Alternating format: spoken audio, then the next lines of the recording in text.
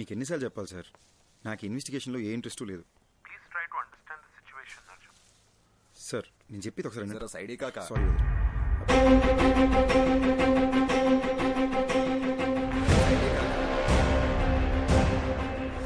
కాకా బండా జరా ఎక్కడ సైడ్ నుంచి పో కాక. జరా సైడే కాక. హలో అర్జున్, వినపడుతుందా? మళ్ళీ చేస్తాను.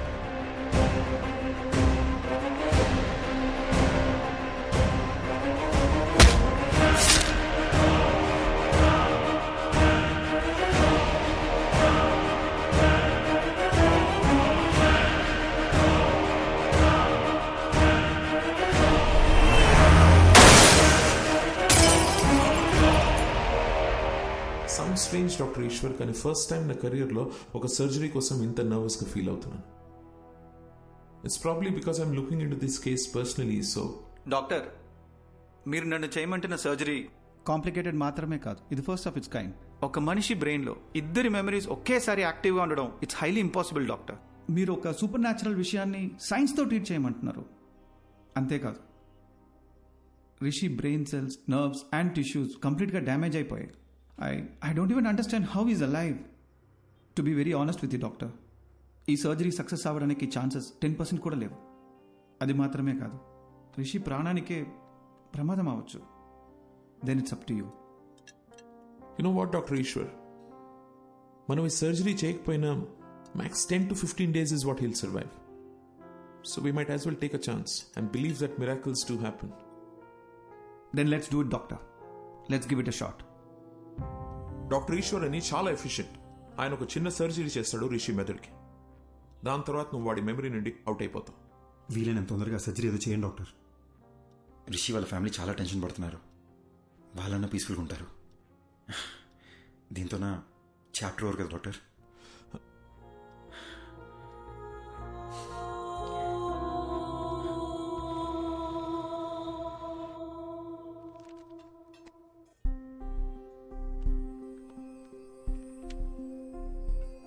ఓయ్, నువ్వు నన్ను బటర్ఫ్లై అని పిలిచి ఎన్ని రోజులైందో తెలుసా? నువ్వు నన్ను బటర్ఫ్లై అని పిలిచి ఎన్ని రోజులైందో తెలుసా?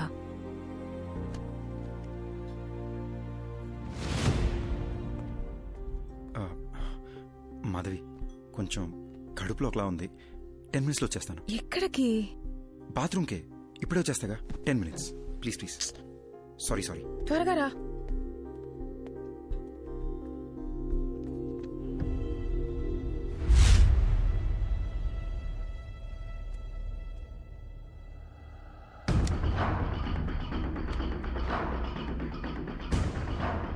బ్రదర్, నేను చేసి తప్పో రేటో తెలీదు అని ఒకసారి నమ్మండి. నా వల్ల మీకు ఏ ఇబ్బంది రాదు.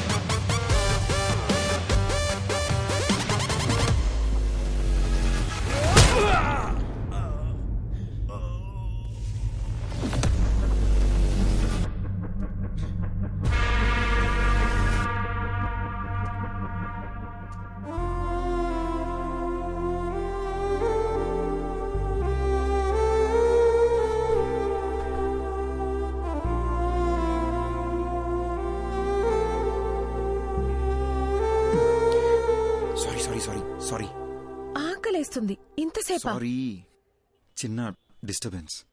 ఇప్పుడు ఓకేనా? ఇప్పుడు మొత్తం సెట్ అయింది. ఓ butterfly, you're the best thing to happen to me. I love you.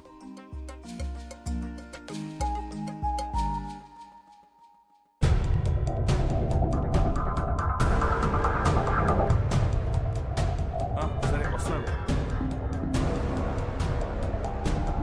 రారా కృష్ణయ్య, రారా కృష్ణయ్య.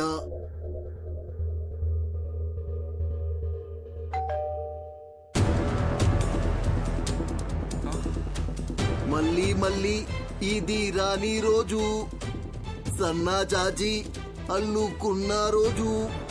జీపెక్కరా ఎర్రి పప్ప.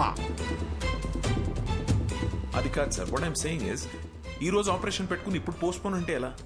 రేపు చేసుకోండి సార్. అర్జున్తో మాట్లాడడానికి నాకు 1 గంట కావాలి. ఓకే.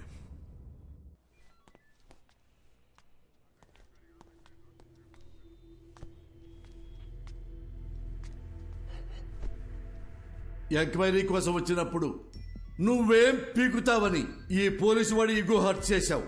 నువ్వు రిషి ఒంట్లోంచి వెళ్లేలోపు నేను ఏం పీకారో మీకు తెలియాలనే మీ ఆపరేషన్ పోస్ట్ పోన్ చేయించాను.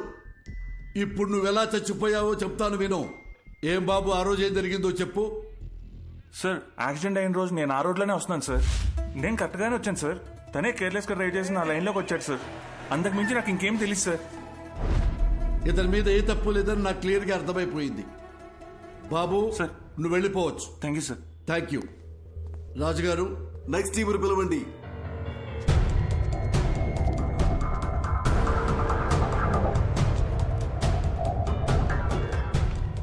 అర్జున్, ఇప్పుడు వీళ్ళ కథకొద్దాం. చెప్పండియా ఏం జరిగిందో.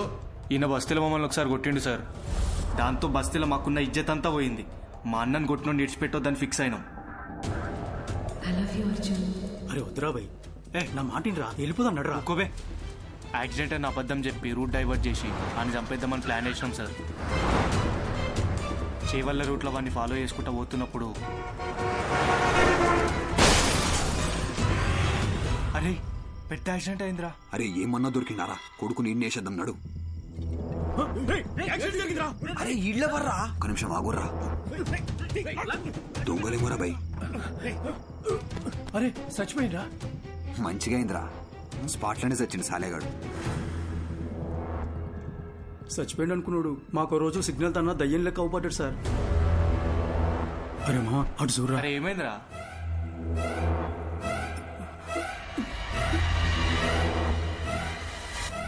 అరే బండి తీరా, జల్దీ పోనీరా, పోనీ. ఇక అప్పటి నుండి దయ్యం లెక్కొచ్చి మా మీద పగబట్టి మమ్మల్ని ఏడ చంపేస్తాడు అన్న భయంతో బయట ఎక్కడ తిరుగుతలేం సార్. నిన్న మమ్మల్ని ఒకడు కర్చీఫ్ కట్టుకొచ్చి కొట్టిండు సార్. ఈయననేమో భయం వేసి ఊరోదిలు పారిపోదాం అనుకున్నాం, కానీ ఇంత లోపల మీరు పట్టుకొచ్చారు.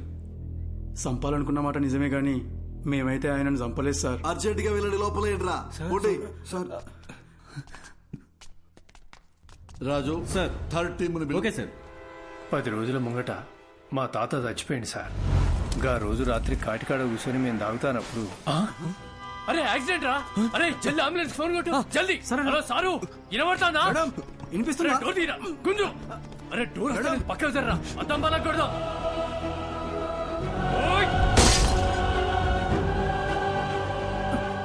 అరే అరే పట్టుకోరా. అరే ఇక్కడ చచ్చిపోయింది రా. అరే రారా బై. అరే అంబులెన్స్ వస్తాను, పోదాం పారా. మనమే కదా అంబులెన్స్ కు ఫోన్ చేసింది, ఎందుకు దాచుకుంటున్నావు రా? అరే పిచ్చర్ వారా, వాళ్ళని కాపానికి మనం అద్దం బలగొట్టినాం. ఇప్పుడు పోలీసులు వస్తే మనల్ని పట్టుకుంటారు. గా తర్వాత మనం ఏం చెప్పినా నమ్మర్రా. తాగేసి పైసల కోసం వాళ్ళని చంపినామని మనల్ని బొక్కలేస్తారు. సప్పుడు చేయకుండా కోసారా. వీళ్ళ నంబర్ నుండి అంబులెన్స్ డ్రైవర్కి ఫోన్ చేశారు. అది మనం ట్రాప్ చేసి పట్టుకున్నాం. కాబట్టి ఈ కేసుకి వీళ్ళకి ఎలాంటి సంబంధం లేదు. బాబు థ్యాంక్ యూ, మీరు కూడా వెళ్ళిపోవచ్చు.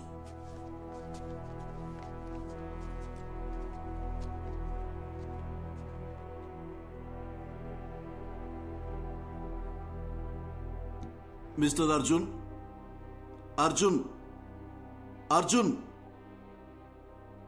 ఏ కేసు అయినా సెన్సిటివ్ గా డీల్ చేయటం చాలా ముఖ్యం. కొంచెం తేడా వచ్చినా రాంగ్ ట్రాక్ పెట్టి వెళ్ళిపోతుంది. దాని ఎగ్జాంపుల్ మీ కేసే. కాబట్టి పోలీసులంటే పిచ్చి వెదవలని ఎప్పుడు అనుకోకండి.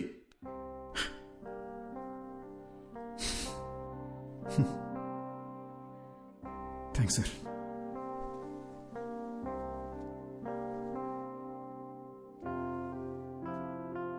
సార్, చనిపోయాక కూడా ప్రపంచాన్ని చూస్తున్నానంటే అది రిషి వల్లనే సార్. నాకు ఇప్పుడున్న ఏకైక ఫ్రెండ్ తనే. మా గతం వల్ల వాళ్ళకి ఏ ఇబ్బంది రాకూడదని మాధవి నా చేత ప్రామిస్ చేయించుకుంది. ఆ రోజు పోలీస్ స్టేషన్లో కూడా మిమ్మల్ని ఏడిపించింది, మిమ్మల్ని భయపెట్టింది మీ మీద చిన్న చూపుతో కాదు sir. Case investigation and Rishi police స్టేషన్లో చుట్టూ తిరగాల్సి ఉంటుందేమో అని భయంతో అలా మాట్లాడింది సార్. మీరు ఫీల్ అయ్యి ఉంటే సారీ సార్. నేను ఎలా చనిపోయానో మీరే నాకు తెలియజేశారు. మీకు ఎప్పటికీ రుణపడి ఉంటాను.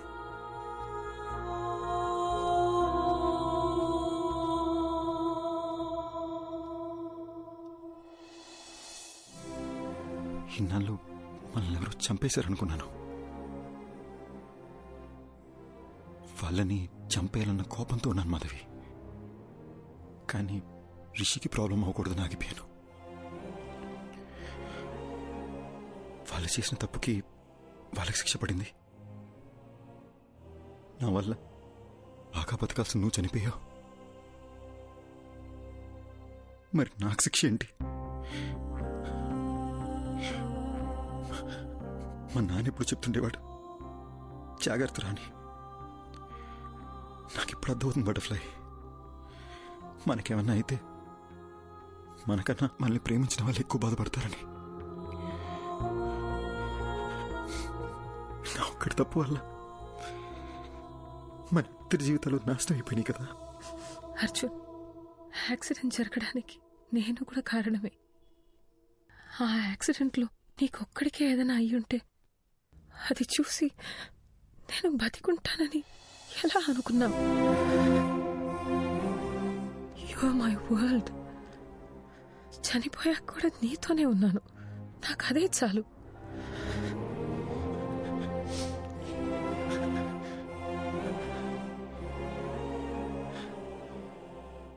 చనిపోయాక కూడా ఈ ప్రపంచంలో మనం ఎందుకున్నామో నాకు ఇప్పుడు అర్థమైంది మాధవి.